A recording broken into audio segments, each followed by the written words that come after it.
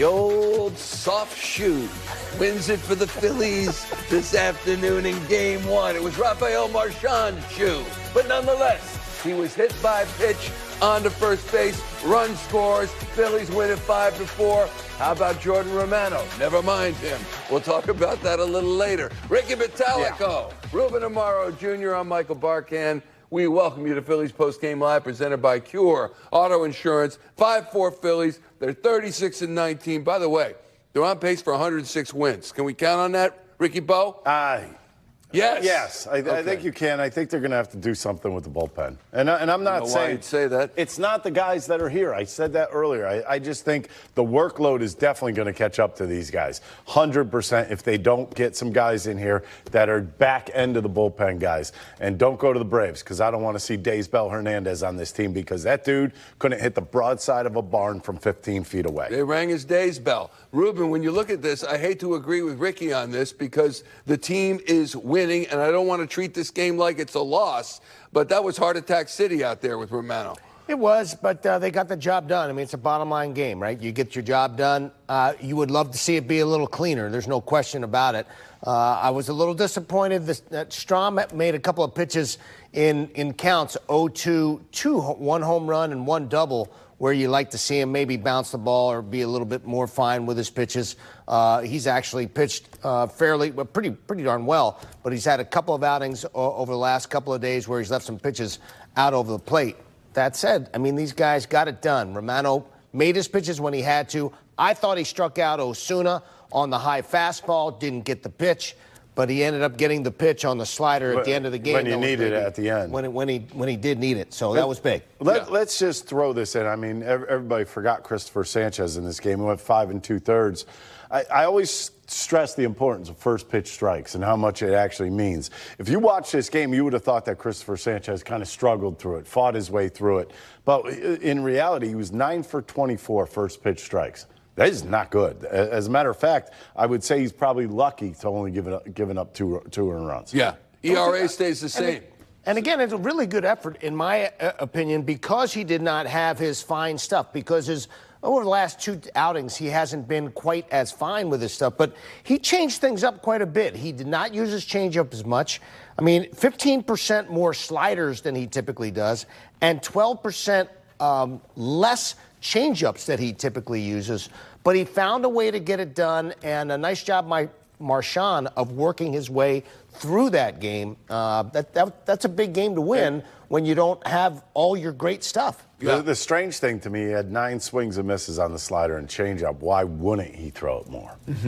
Unless he just didn't feel it. Sometimes you just don't feel it. All right, here's what we're going to do. We've got highlights for you. We have interviews for you as much as we can get, because we're between games of a doubleheader. We'll get you set for number 2. Rob Thompson's going to join us on the show with his usual post-game remarks. But we started off, Ricky, right here. If we can get it, if you can get him over here, you name it. There's about a 0% So here's the deal. Bottom of the 8th. It's 4-4. Phillies blew a 3-0 lead, then a 4-2 lead. It's 4-4, all tied up. Bottom of the 8th. There's Nick Castellanos.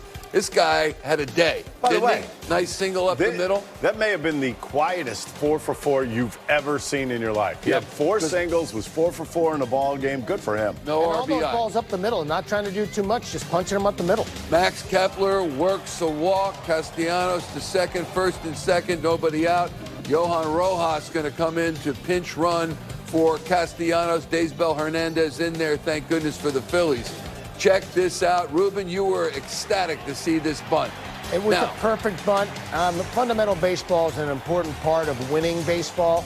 And, you know, Sosa just does everything really well. It's a perfect bunt to third base to move the runner. Marsh walks. Bases are loaded. There's still 1 out. And then you knew Rafael you were Marchan, at least 1. Hit by pitch. That's the old soft shoe. You know? I don't know. That may have been an old soft shoe lace. Might have been an old soft shoe. They reviewed it. Ruben, what do you think?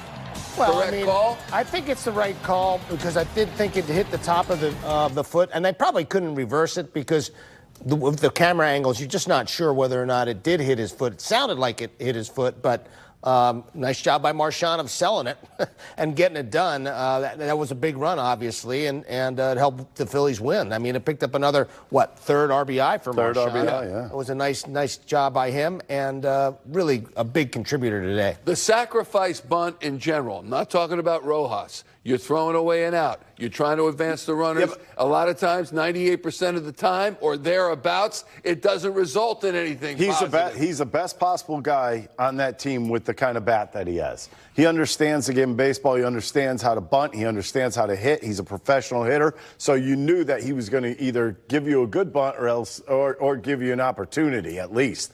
And he laid down an absolute perfect bunt, was Edmundo Sosa. And the thing about Daysbel Hernandez, they're not going to put anybody on. They're not going to put that guy on first base after that to load the bases to go for two because, like I said, the guy is all over the joint. Yeah, but why would you do it? Well, what if you just let him hit away? Forget about them putting him on. What about having him hit away? You know, interestingly, Michael, I was thinking about that, but he had not swung the bat as well today as he has in some other days. And, you know, sometimes you get a feel for it.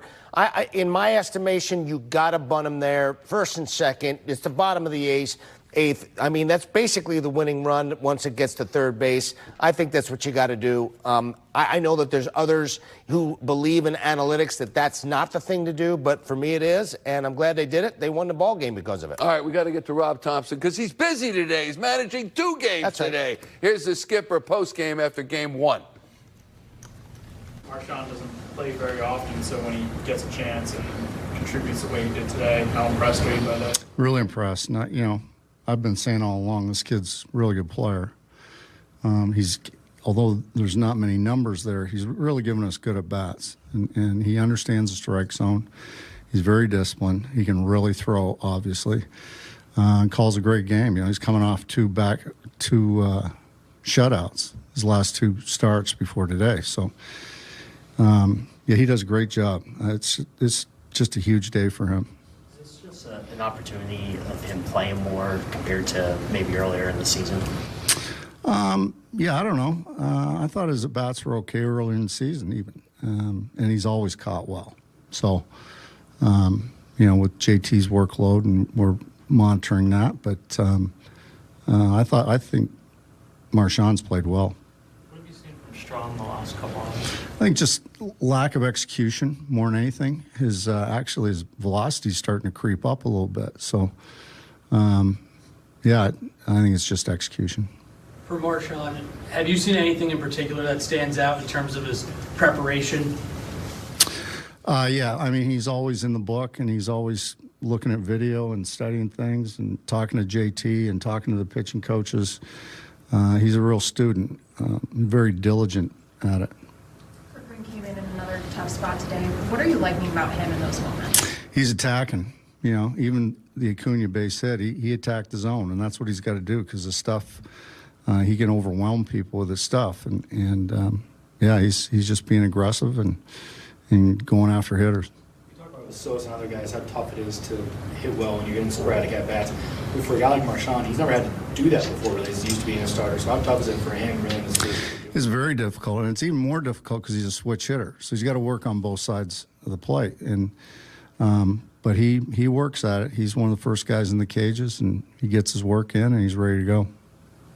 How nervous were you in the 9th inning? Oh, I thought we had it all the way. I didn't have any problem with it, really. But that was a heck of a throw by Marchan. That changed the inning, really. Do you have any updates on Harper going into game 2? I do not, but he's feeling better. Castellanos had 4 singles, and a couple of them looked pretty similar. What did you see from his swings tonight? He looks off balance a lot of times, but he knows where that barrel is. And he can get fooled on a pitch, and he's got a lot of length because he's got long arms, and somehow, some way, he gets the barrel of the ball. Is Nola doing his throwing session today? Yeah, between games. And my follow-up on Castellanos thing. We've talked about other guys. You've said, you don't worry so much about slug as long as they're getting on base, et cetera. When you look at a guy like Nick, who's traditionally more of a doubles guy, hits for power, are you comfortable with him being more of a singles hitter this time around? Sure, I'll take the singles right now because at some point he's going to go on a string here. I mean, he can be kind of streaky at times. He's going to get on a hot streak. He's going to start pounding the ball at the ballpark. I really believe that. Is the consistency the most impressive aspect of Schwarber's season so far? Yeah, he's really put, since day one, really put together really good at bats. He starts off the game and he struggles a little bit, and he got out of the zone a few times, and then he comes through in a big spot to extend the lead. And then I thought the 8th inning was good too. We had some good at bats, and we were patient and answered their run in the top. So it was a good game all around.